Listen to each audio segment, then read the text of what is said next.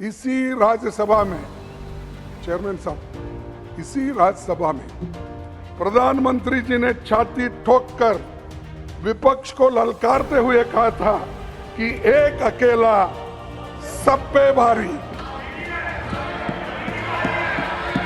हाँ? लेकिन अरे सर, मैं ये पूछना चाहता हूं, एक अकेले पर आज कितने लोग भारी है? आज एक अकेले पर कितने लोग भारी है? अच्छे दिन आएंगे, आत्मनिर्भर Bharat, make in India, act east policy, Beti Bachao Beti Padhao, सबका साथ सबका विकास, 400 पार, और ये स्लोगन दिए 400 पार, वही तुम तो डूब गए। अब तो 224 का चुनाव आम जनता के शब्दों में अहंकार तोड़ने वाला चुनाव था, अहंकार तोड़ने वाला चुनाव था। श्री मल्लिकार्जुन खड़गे, leader of the opposition.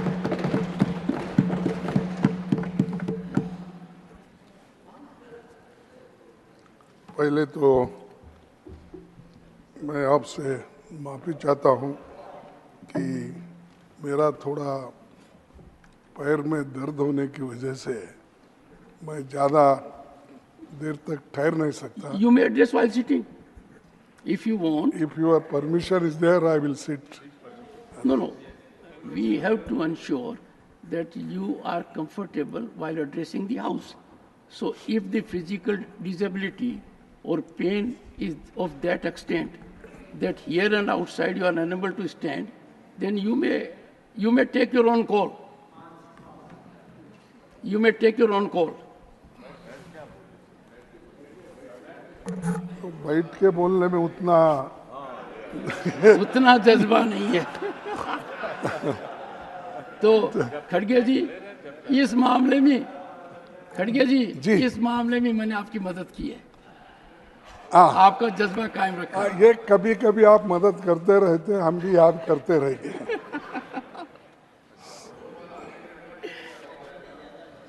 Sir, राष्ट्रपति जी के अभिभाषण पर धन्यवाद प्रस्ताव पर चर्चा का मौका देने के लिए आपकी उदारता के लिए मैं आपका आभारी हूं। क्यों हंस रहे? ये ऐसा ही करके मेरे को गुमराह करते लोग।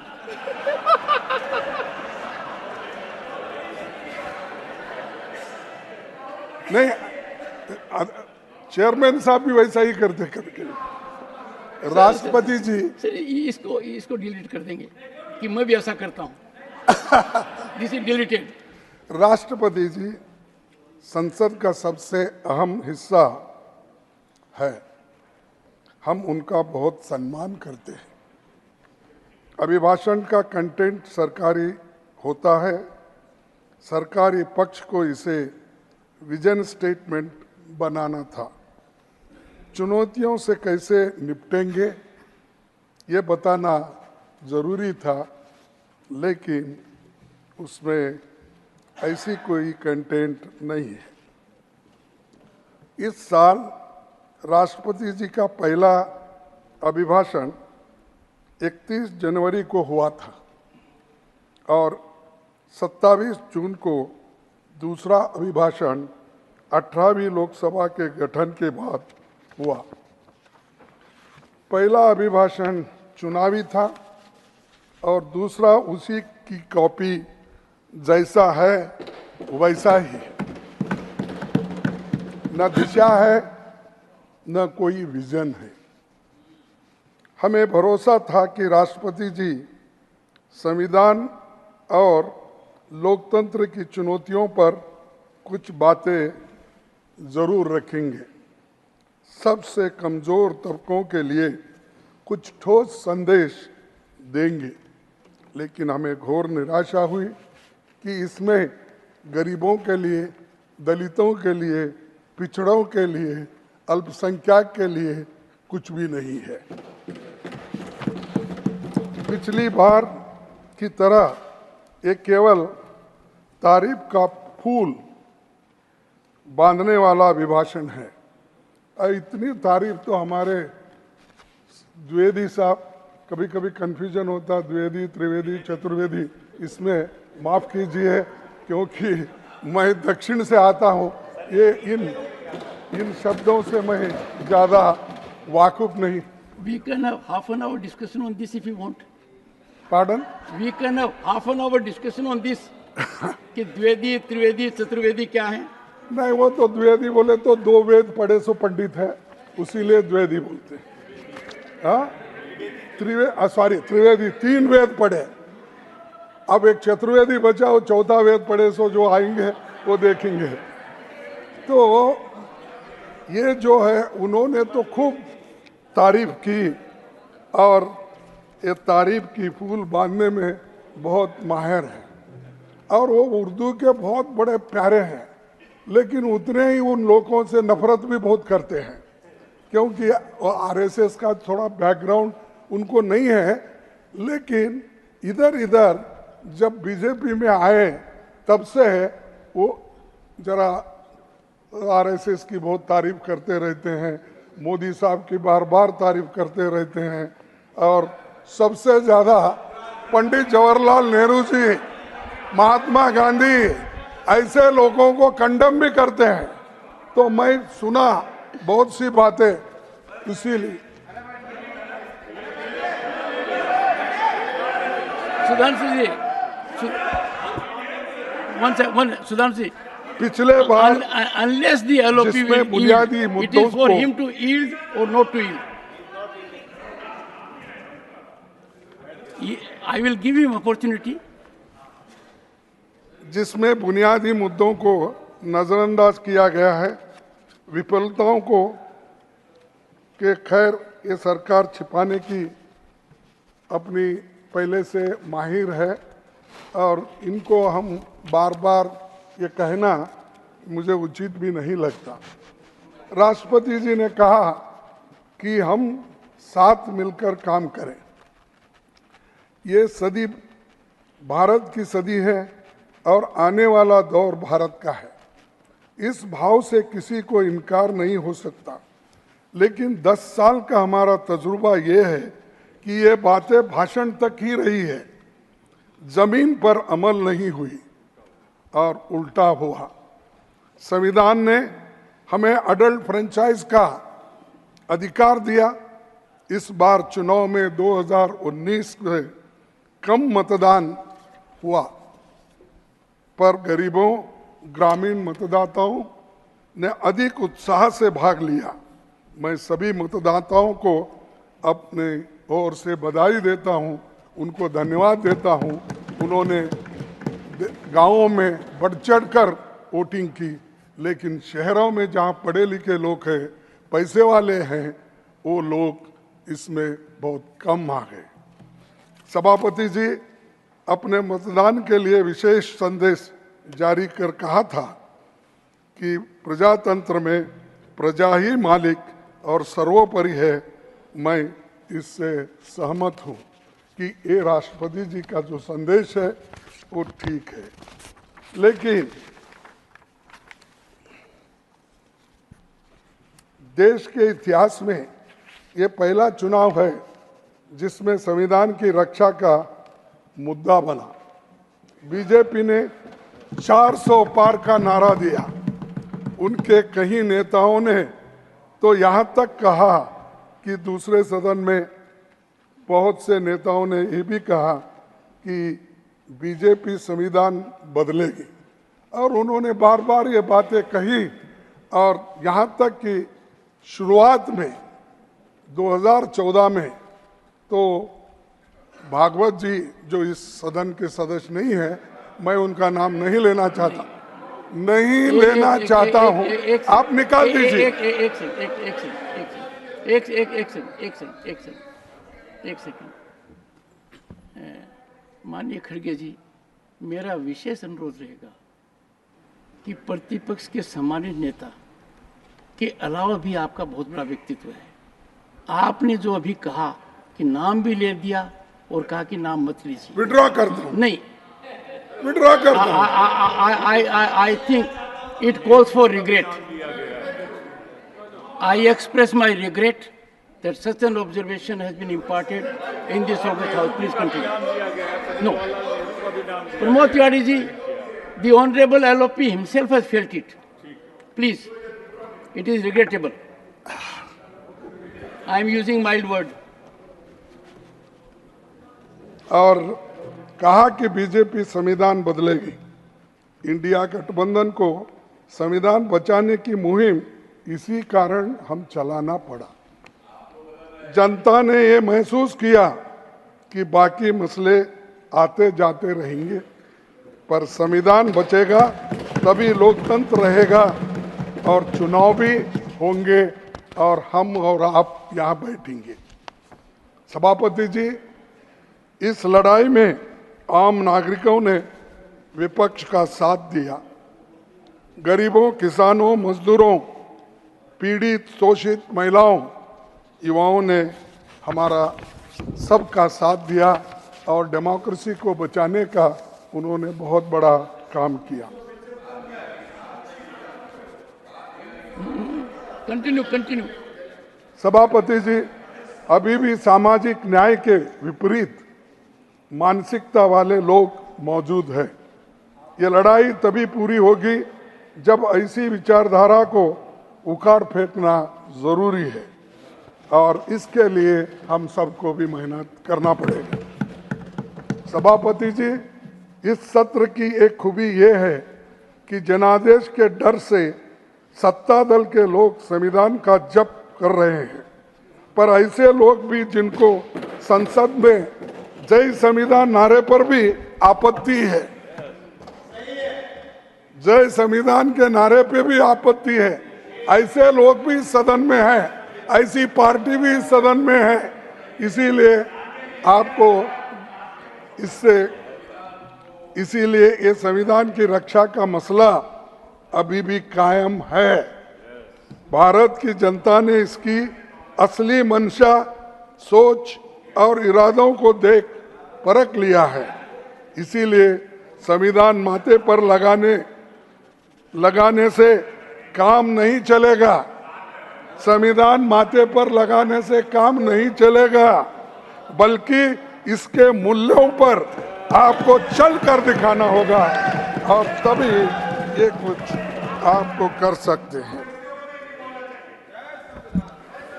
सर, सभापति जी, बीते एक दशक में संसदीय संस्थाओं, परंपराओं को लगातार कमजोर किया गया है, विपक्ष को नजरअंदाज किया गया है। पार्लियामेंट में हमें अपनी बातें रखने के लिए लगातार संघर्ष करना पड़ा, इसीलिए क्योंकि इनकी सोच में ऐसी संसद थी जिसमें कोई विपक्ष न हो। सोच होती तो 17वीं लोकसभा में पहली बार डिप्टी स्पीकर का पद खाली नहीं होता था। और आज और डेमोक्रेसी की बात करते हो, डेमोक्रेसी से बात करने वाले एक कानूनन संविधान में प्रोविजन है, जैसा कि speaker, deputy speaker, chairman, deputy chairman, लेकिन आपने 5 साल तक वो पोस्ट को खाली रखा। ये क्या डेमोक्रेटिक तरीका है? क्या ये संविधान के तहत आप चल रहे हो? और कहते तो बाहर ये है कि संविधान के तहत हम सब कुछ काम करते हैं, लेकिन आप काम जब देखते हैं आप उसके उल्टा और विपरीत करते रहते हैं। इसी राज्यसभा में चेयरमैन साहब, इसी राज्यसभा में प्रधानमंत्री जी ने छाती ठोककर विपक्ष को ललकारते हुए कहा था कि एक अकेला सब पे भारी। हाँ, लेकिन अरे सर, मैं ये पूछना चाहता हूं, एक अकेले पर आज कितने लोग भारी है? आज एक अकेले पर कितने लोग भारी है पार्लियामेंट में और यहाँ पर? तो लेकिन चुनावी नतीजे के दिखा दिया है कि देश का संविधान और जनता सब पर भारी है। देश का संविधान और जनता सब पर भारी है। लोकतंत्र में अहंकारी नारों को जगह नहीं है। और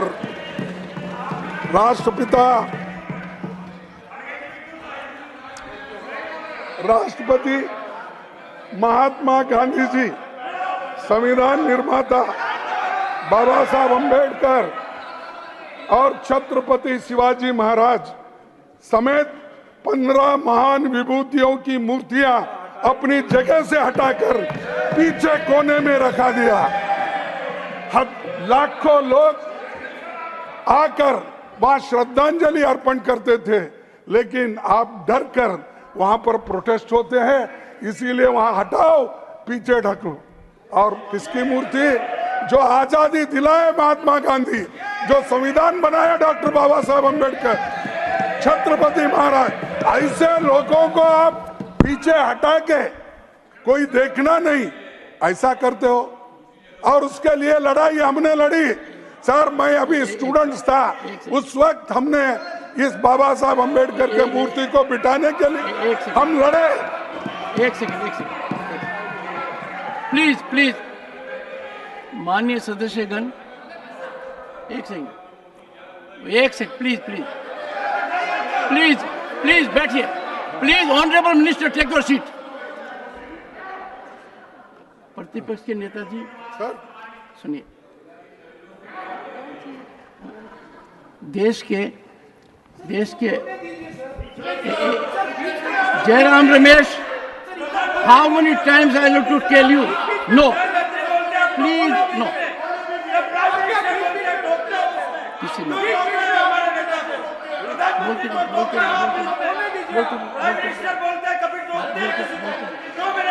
Nothing will go on record. Nothing will go on record. Nothing will go on record. अब आप देखिए, एक माननीय सदस्य कहता है चेयरमैन को, ये कोई तरीका है? कल्पना कर सकते हो? LOP number 1, leader of the opposition, a very senior politician, yielded to see what the chairman has to say, and his members are up on the seat. कहाँ जा रहे हैं? Please take your seat, honorable members. मैंने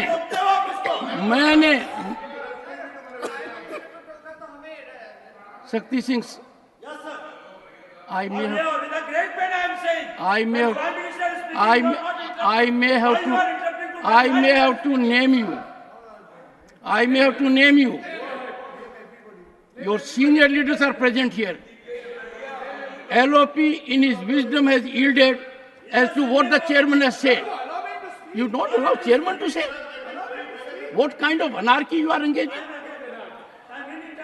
Honorable members, I had the privilege, I had the distinguished honor, at the invitation, listen to it, at the invitation of the Speaker Lok Sabha to inaugurate Prerna Sthal. I was there. I saw the location. I saw the situation. I would urge the honorable members, before making a comment, spare time to go there, find out its situation, location. How advantageous it is, how well it has been done, and for the first time, in a methodical manner, in our cultural fashion, bringing our civilization to the fore, this has been done. Criticism for the sake of criticism can never be constructive. Let us keep away from it. You are a very senior man, sir. Please.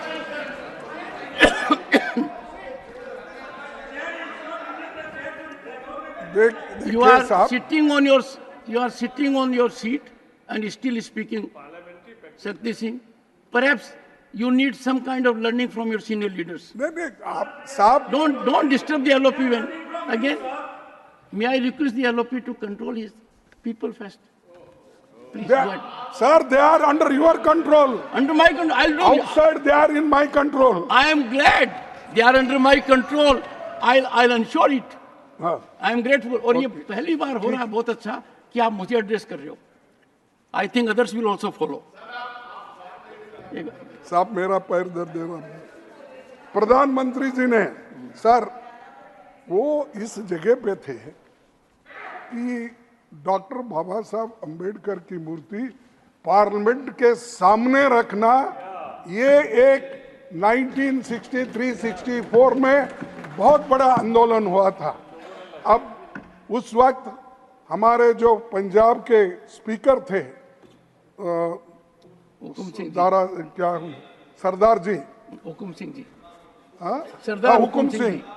हमने गुलबर्गा जब उन्होंने आए थे तब 2000-3000 लोग मिलके घेराव करके उनको कहा था कि साहब डॉक्टर बाबा साहब अंबेडकर की मूर्ति वहां पर लगाना जरूरी है, ताकि उन्होंने संविधान बनाकर इस देश को दिया और समानता के दृष्टि से, सामाजिक न्याय के दृष्टि से उन्होंने काम किया। जी, आप तब भी घेराव करते थे। नहीं सुनिए, तब हमको 8-8 दिन की सजा हो गई। अभी वहां उस वक्त इन्हों नहीं थे उस वक्त, तो 8-8 दिन की सजा हो गई और 12 बलूते की जो डिमांड थी वो उसी में थी। सर ऐसे ऐसे काम हम लोग बचपन में स्टूडेंट लाइफ में लड़के संघर्ष करके वो काम करवाने लगाए थे, आपने किया था, लेकिन अब ले जाके पीछे रख दिए। और 14 अप्रैल को हजारों लोग वहां दर्शन के लिए आते हैं, एक दरवाजे से आते हैं, दूसरे दरवाजे से उधर चले। अब आपने लगाया मेरे चैम्बर के सामने, मैं रोज उठकर उनका दर्शन तो घर में लेता ही हूं, लेकिन आप वो सब मूर्तियां लाकर मेरे पास रख दिए, पूरे मेरे गेट के सामने रख दिए। तो ये साहब मैं आपसे अपील करता हूं, अरे बैठो भाई, चुप बैठो, चुप बैठो। क्या भाई ये दही दूध Honorable LOP is on his इसमें नहीं है legs. भाई। Keep calm. बैठो। Keep calm.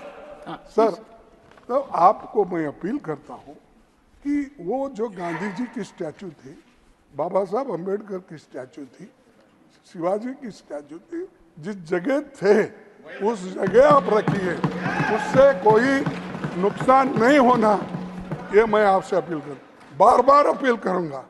और ये मैं आपसे हाथ जोड़ के मेरी विनती है, उनको इंसल्ट मत करो और अपमान मत करो। अगर वो अपमान करेंगे तो 50 करोड़ SC ST दलित वंचित और आदिवासियों का अपमान होगा, तो देश का अपमान होगा, संविधान का अपमान होगा। तो आप तो वकील हो, अच्छे नेता हो, इसीलिए मैं आपसे गुजारिश करता हूं Parliamentary Affairs Minister, if you वो आप वहां पर रखिए। और सर मैं छोटा सा खड़गे जी, किरण जी 1 सेकंड। सर नहीं, ये देखिए साहब, ये तो उसको बिठाने के लिए, चेंज करने के लिए पार्लियामेंट के अंदर ये सब जो फोटो लगते हैं उसके लिए एक कमेटी होती है, और वो कमेटी में अपोजिशन लीडर भी होता है, दूसरे मेंबर्स होते हैं, आप होते हैं और स्पीकर होते हैं। और किस जगह पे बिठाना, कैसे बिठाना, वो मीटिंग करने के बाद होता है। ये मीटिंग नहीं, कुछ नहीं, ये अथॉरिटियन रूल के जैसा कहीं भी लिटाओ, कहीं भी उठाओ, कहीं भी बिठाओ। सर Honorable Minister, खड़गे जी, 1 second, it happened. You don't have to decide. I decide. What ये Khadge ji, what is it? Come on, make your point. Honourable chairman sir, Nothing else will go on record. ये Kiran ji, continue.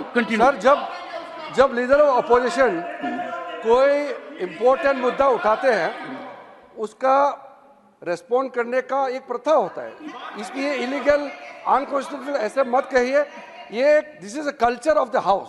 When a leader of opposition raises important matter, government has to respond, इसलिए उसमें कोई विवाद नहीं करना चाहिए।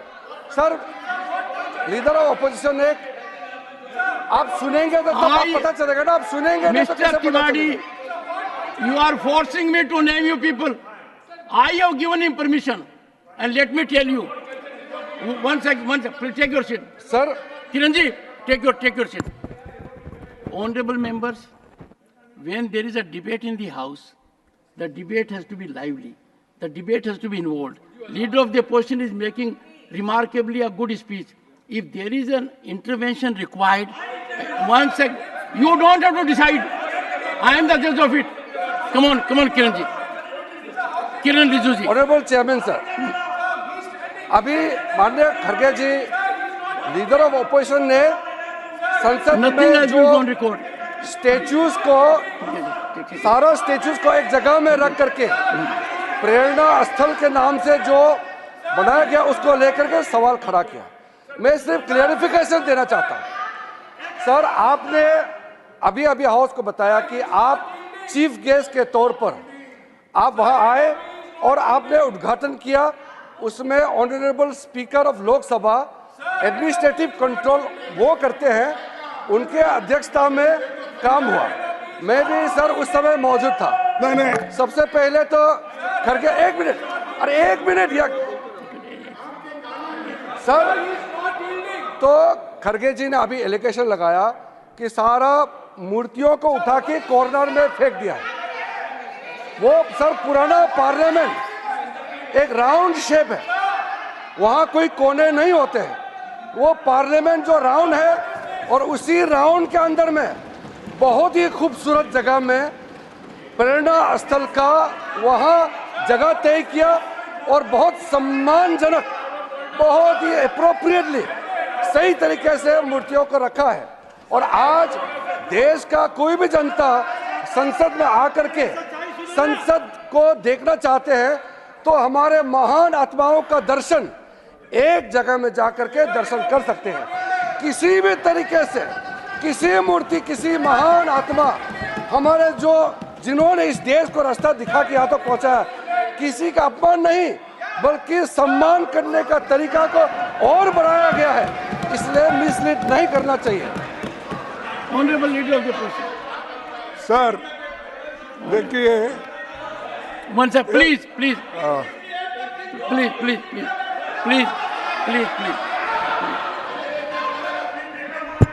Your entire tribe gets up. I want everyone to take seat. देखिए, और खड़गे जी, पार्लियामेंट के बारे में एक बात कही गई थी कहीं कि इसमें one second, there is no backdoor entry in parliament. If you look at the building of parliament, it has been so designed that there is no backdoor entry. हाँ ठीक है। इसीलिए देखिए रिजू साहब जो बोले, yes. मैं उनसे विनती करता हूँ कि रिजू जी, लीडर ऑफ द अपोजिशन, आप let us hear जो him स्टैच्यू calmly. बिठाए हैं, कौन से लोग उसके लिए लड़े हैं और किस स्थल पे बिठाना, ये उसी वक्त तय हुआ सो है। आप अगर बदल के एक ही जगह हम लाते हैं, और महात्मा गांधी जी को और दूसरे लीडर्स को भी मेरी इज्जत है, लेकिन महात्मा गांधी जी के साथ कहीं और उनको भी बिठाते हैं, नहीं, और बाबा साहब अंबेडकर का सामने बिठाना ये तय हुआ था और वही जगह पे बिठाता है। तुमने हर एक बात को ऐसा कर देते हो कि किसी को हम क्रिटिसाइज करें, किसी को अलग करें, ये बात आप करते हैं।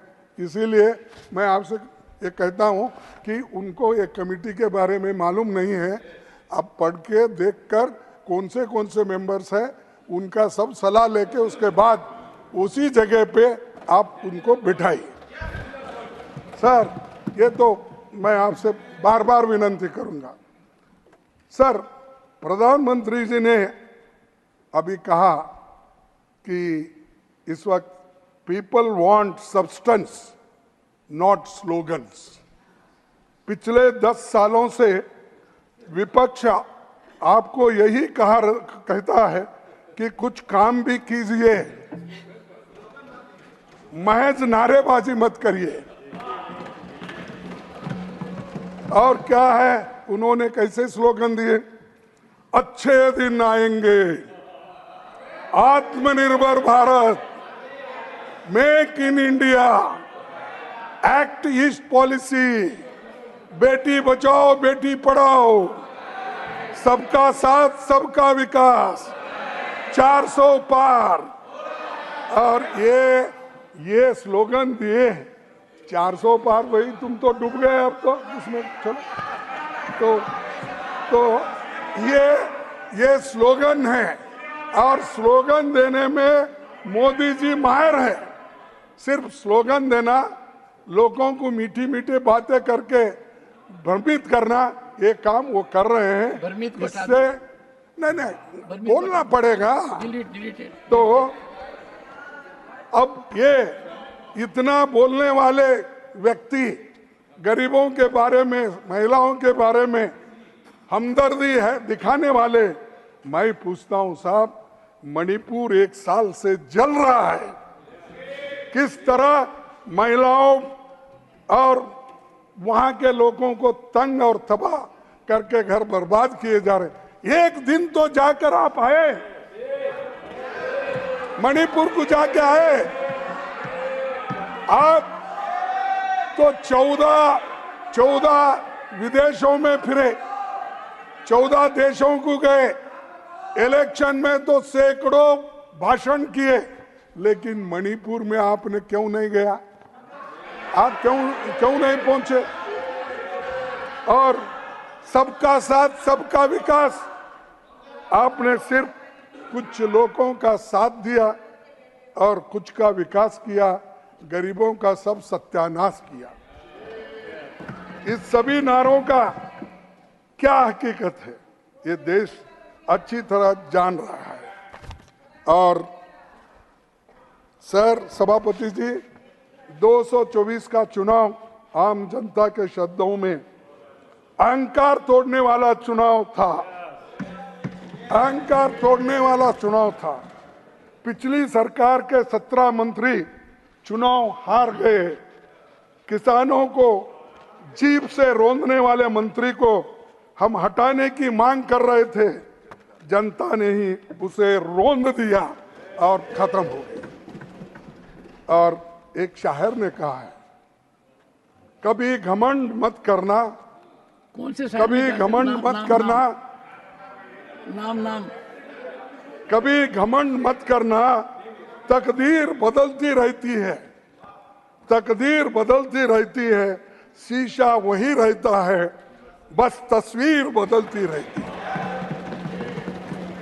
तो ये घमंड, और ये ऐसा ही भाषण करते थे, ये घमंडी इंडी, घमंडी गठबंधन, हमको घमंडी बोलते थे। अरे घमंड तो टूट गया आपका। और आज आपको वो नारा नहीं लगाना पड़ेगा 400 पार का, अब तो 200 पार में है, अभी बड़े मुश्किल से आए। तो अरे बैठो भाई, मैंने पिछले भाषण में भी कहा था कि बीजेपी सरकार जनता को जरूरी मुद्दों से सिर्फ ध्यान भटकाने की राजनीति करता है। हम किसानों की बात करते हैं तो मोदी जी भैंस खोलने की बात करते हैं। हम बीजेपी द्वारा देश को बांटे जाने की सोच पर बात करते हैं तो मोदी जी औरंगजेब और मुगल की याद करते हैं। हम बेरोजगारी, पेपर लीक की बात रखते हैं तो मोदी जी मंगलसूत्र और मुजरा की याद करते हैं। हम महंगाई पर बात करते हैं तो बीजेपी विदेशों में महंगाई की बात करने लगती है, देश का छोड़ के।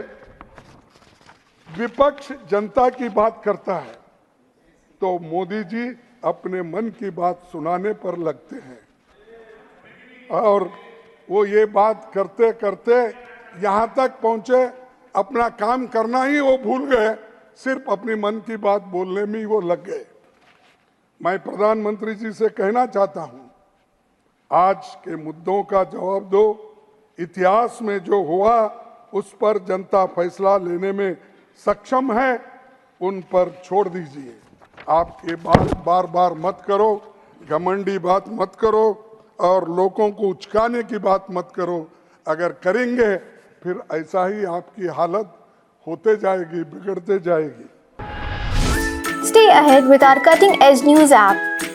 Instantly access the latest shorts in just 1 minute and breaking news in just 50 words.